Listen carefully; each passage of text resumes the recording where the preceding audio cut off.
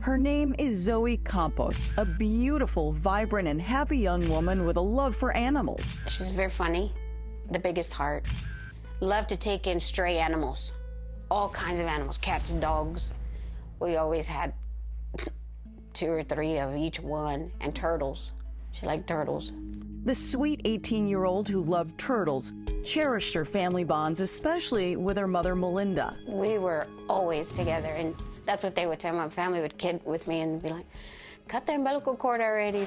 That's how close we were. Before Zoe went missing, she spent the day with her older sister, Savannah, who never realized it might be their last. That night, we went out to eat. We went out to have dinner, got a movie, and then we went home.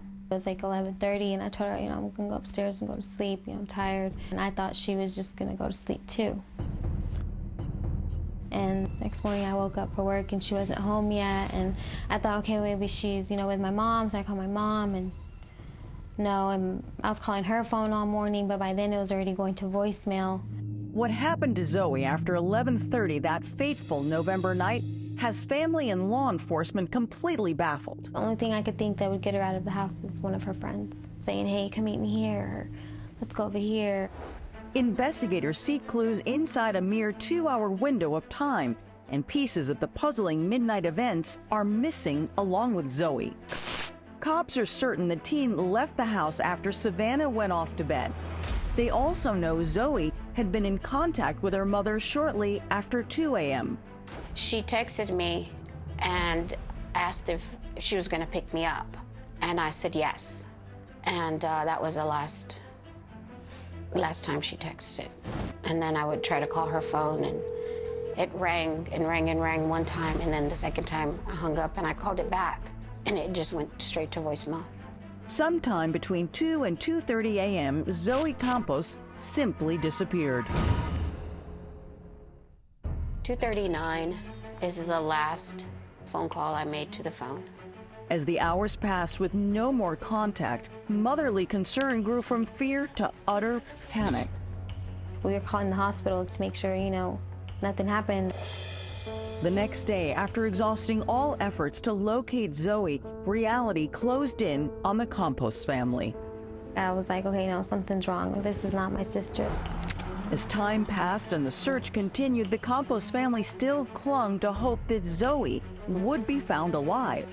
Someone knows something. Someone has seen her. Someone knows where she is. But if they didn't find her soon, cops feared the worst. There's a lot of felonies out there that can be committed in a missing person case that ultimately end up with somebody being murdered. Then, 36 hours later, a bizarre sighting giving Melinda an ounce of hope that Zoe might actually still be alive. We believed at that point she was in danger. Could it be a break in the case? Zoe's Aunt Monica provides a first-hand account of her chilling car chase in hot pursuit of a mysterious madman she sees driving Zoe's car. So we're coming down the street, and he tried to lose me. Police and family members continue their vigorous search for any clues to Zoe Campos' disappearance.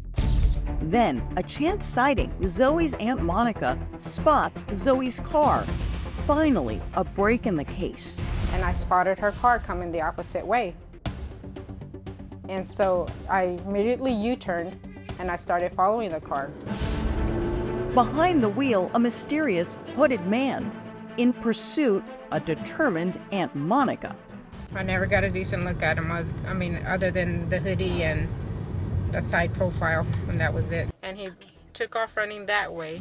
At least they now have Zoe's stolen Lincoln awaiting police inspection. They found duct tape, some clothes. Her phone charger was actually in the back seat, and there was another men's jacket. What does all this mean? Like, was she taken by force? The last person that was with Zoe is still being looked at, and it's part of an active investigation. Police trace Zoe's last known cell phone activity to within a 1-mile radius of Lowry Field, a football stadium located in the heart of Lubbock. She's not going to be missing forever. She will be found. It would be 5 long years before Detective Freeman would live up to his claim.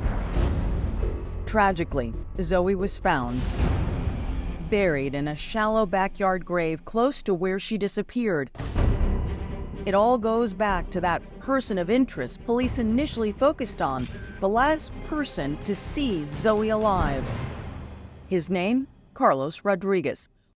Already in jail on an unrelated offense of stalking when he confesses to his fellow cellmate that he killed Zoe the same night she disappeared. The inmate went straight to law enforcement, who hauled Rodriguez in for questioning. What was the initial problem that night? That first thing that happened when you're smoking? I just started losing all my motor functions. Like I started like I was smoking, and then I was like this, and I was just going like spacing out. He tells detectives he had recently met Zoe, who willingly came to his house that night. They had sex, smoked K2, synthetic marijuana.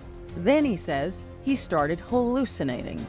Carlos admits to cops he turned into an uncontrollable monster, viewing Zoe as a demon. I hit her at first, and then I pushed her. What happened? She went for the door, and that's when I grabbed her by the neck.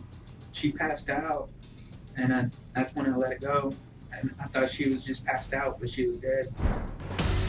Rodriguez led investigators to Zoe's body under concrete in his backyard. Facing murder charges before his trial, Carlos sent a long letter confessing every detail to the media, saying he was just a 20-year-old kid who made a mistake, writing, quote, "I'm not a murderer. I simply committed a reckless act 5 years ago that ended tragic." As his trial was about to begin, Rodriguez finally pleaded guilty and was sentenced to life in prison.